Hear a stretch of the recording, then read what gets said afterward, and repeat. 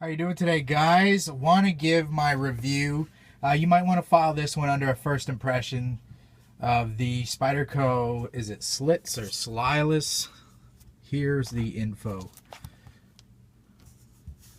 This is their new Bowie frame lock folder. It's really nice. I want to get this could be a longer video. I'm gonna try not to hold you too long. Maybe we can get it under 10 minutes, but first impressions, I really do like this knife. I've carried it all week. You can see I've already done some anodizing work on it. I'm going to, a little bit later in this video, roll in some footage of the factory titanium finish because it was gorgeous. I just can't leave anything alone, especially if it's going to go in my pocket. So I had to get a bronze makeover. So I really do like this knife. Let's talk about price point on this guy. This runs right around $300. So it's definitely not cheap. It is not USA made, which seems to be a big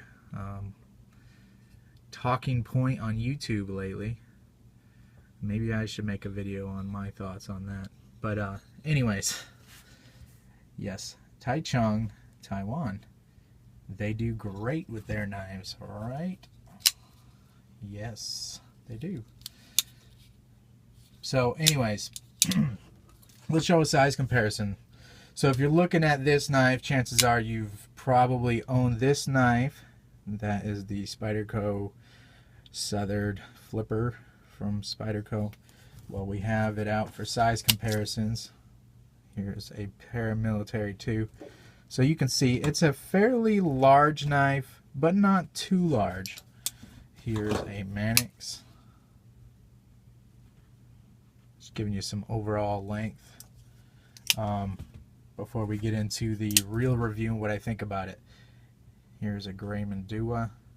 I like the knife, but I see a few things that I feel that they should have done a little differently. But again, you know, I have never designed a knife and had it go into production where Spyderco makes a living doing it. So anything I say from here on out, at least for this video, just keep in mind it's my opinion, and that's kind of why you guys tune in to, you know, find out what I feel is great about the knife and maybe what I feel that they could have done a little better. So there it is. There's your short review. I like it a lot. I don't see myself getting rid of it anytime soon. It's got the CTS XHP blade steel. Has a nice rounded spine. Well, about halfway up where the clip point, which is, this is actually not like clipped like a concave clip. If you were to put this up against something flat, you're not going to see it. It's actually just slightly convex. So it's slightly round. This is not even a straight line here. So anyways, there you go. Stick around if you want to see some of my opinions on what they could have done a little better. Alright. I really do like a lot about this knife. I love the contoured titanium. It is fairly thin in the pocket. They did a great job on this backspacer. You see how it goes flush right here and then protrudes out a little bit right here, and you can see the jimping on that backspacer and stays out.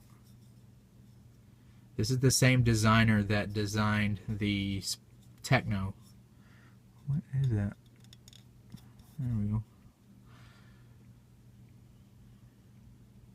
Nice wire clip, fairly a deep carry.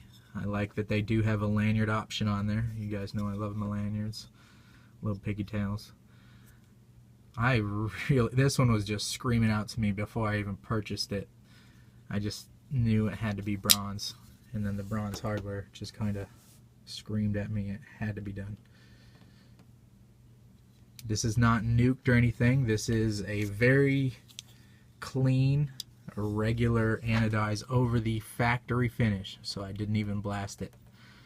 I probably would if it was for a customer or something like that, but this one's for me. It's going in my pocket. I expect it to get a little bit scratched up, and that's fine. You guys know I love that. So it'll nuke itself over time. I just have too many other paying customers' knives here to be messing with my stuff for more than a few minutes or whatever. But all right, let's get into it. We know it's a great design.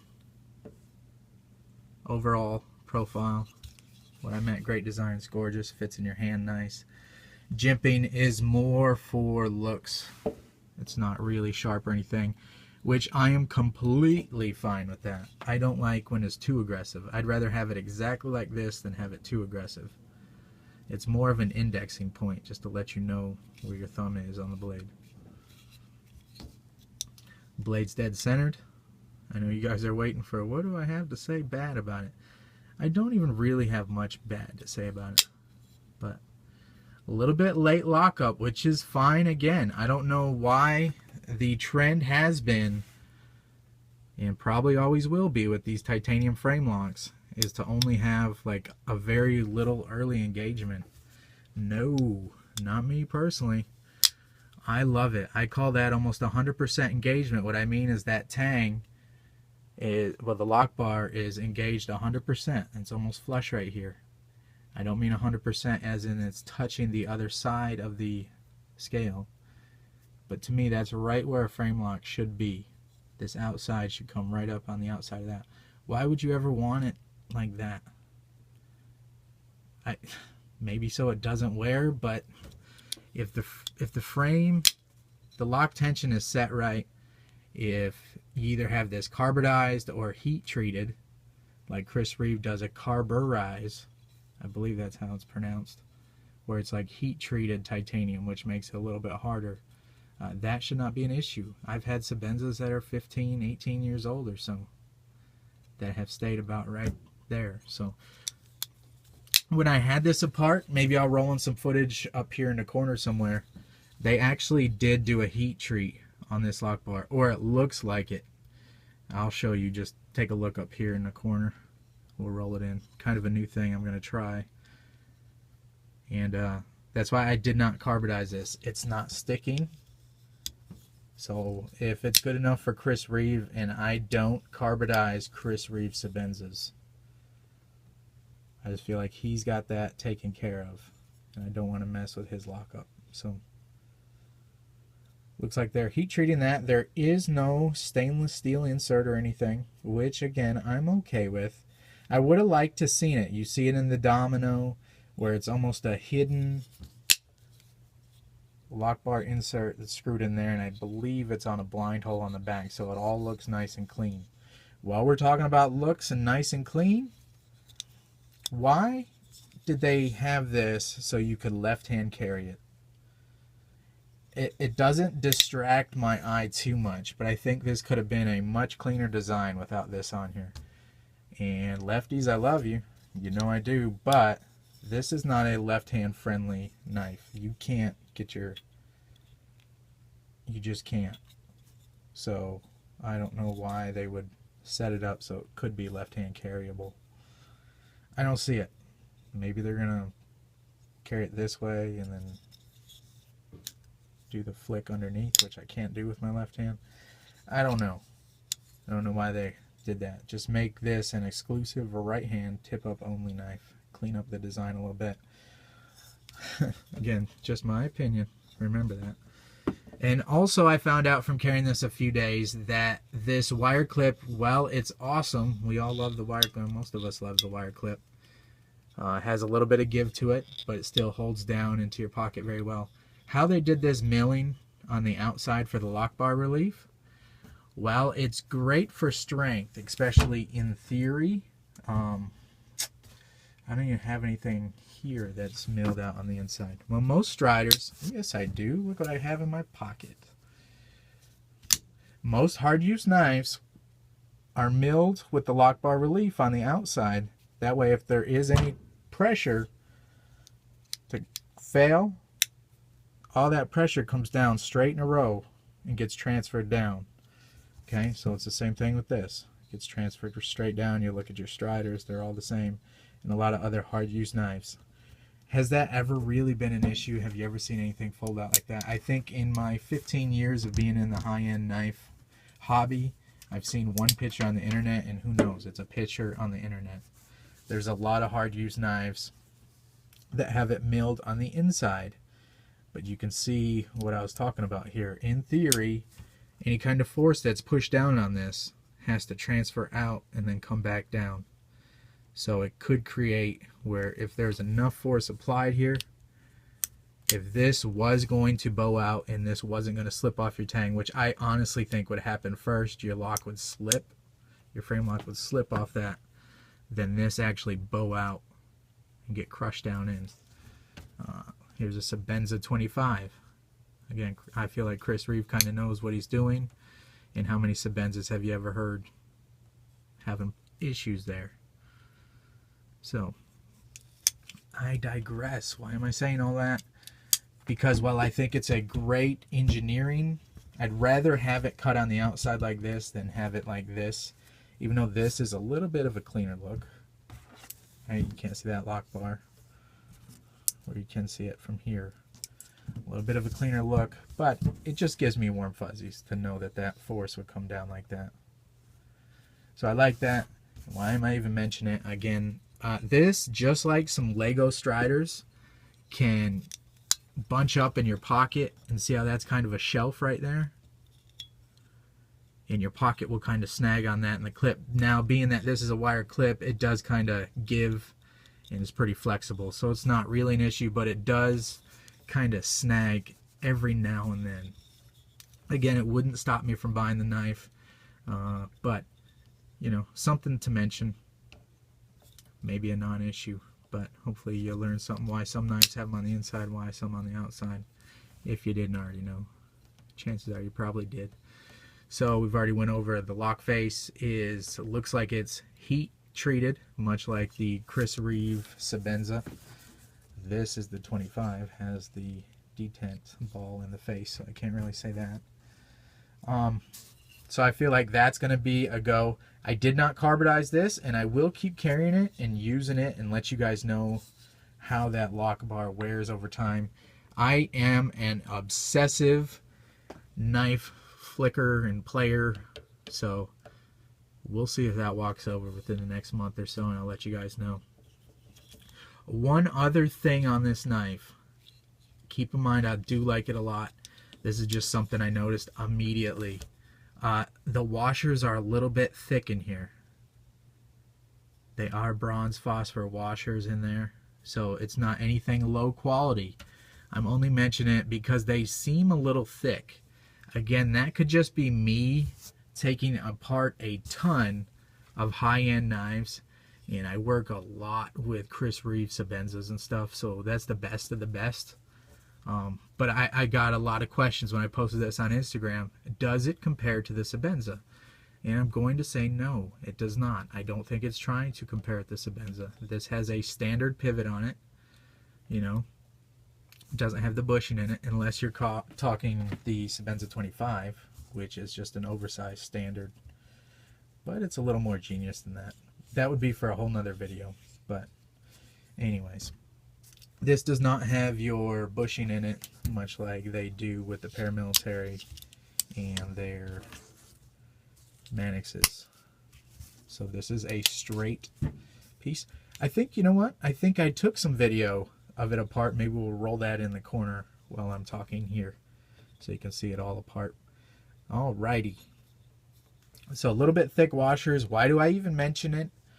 Again, it doesn't affect function at all, but usually thicker washers can be found on knives that don't have real tight tolerances. So, you know, it almost makes up for some fit and finish issues, which I don't feel this knife is. I think they just put large washers in there. Maybe that's what they purchased for this knife build. Maybe the G10 had to be a certain thickness and the blade or whatever. Maybe it's just that. But I did notice it. And one more thing while we're back here, I noticed this. This I don't like too much. Again, it could be another non-issue. This is probably the problem with me trying to review a knife now. being that I've taken apart probably hundreds of higher end titanium frame locks now, is that this is the stop pin, right? I feel like that should not be straight. That should have wrapped around to take some of that pressure. Again, we're going to see if that lock bar walks over. When you have, here, let's just say my hand is the stop pin. It's round. And you have this flat shoulder of the blade tang, the rear tang. If this is round hitting up against here, you've got that small little area right here, right? And over time, I'm sure that's a hardened stop pin, and we know the blade is hardened, right? CTS XHP. Over time, you can kind of dent this in, and it will peen its way, and if it slides back a little bit and dents, then your lockup, because it pushes your blade up a little, your lockup will go deeper, and it might not be as secure as lockup. So, you see on a lot of higher end knives, they have that area as a circle, so it wraps a quarter way around the stop pin or so, and it absorbs that impact. If this is cut out and round, it absorbs that impact throughout the whole pin. Which again, I'm only saying this because there are a lot of knives, especially when you're talking $300. Do not forget the price point on this knife. $300. You know, it's little things that you're paying for that you didn't get in this. See how this wraps around? That's going to wrap around the pin. Chris Reeve. You can even take it to the hinderers. Check out how it's not just a straight ramp here. He gives you a nice little cutaway, so it absorbs that impact not only on one side. That's why this is kind of a stronger design when you have your pin. And this is not like a screw together thumb stud. This is a press fit stud that's press fit in there. But you see how that's scooped out and around there. So now you're absorbing all that impact from cutting, because you're putting pressure on that stop pin, right? All that impact is absorbed a quarter way around that on both sides. So it makes it strong side to side and up and down. But, you know, this is more of a slicing knife and not really a hard use overbuilt knife. Shout out to the Apostle P. That was a funny video. So this is more of an EDC knife. Is that overkill to take it as a knock on this knife? That is a straight. You can see where it's kind of hitting that stop pin in one area. That should have been wrapped around, right?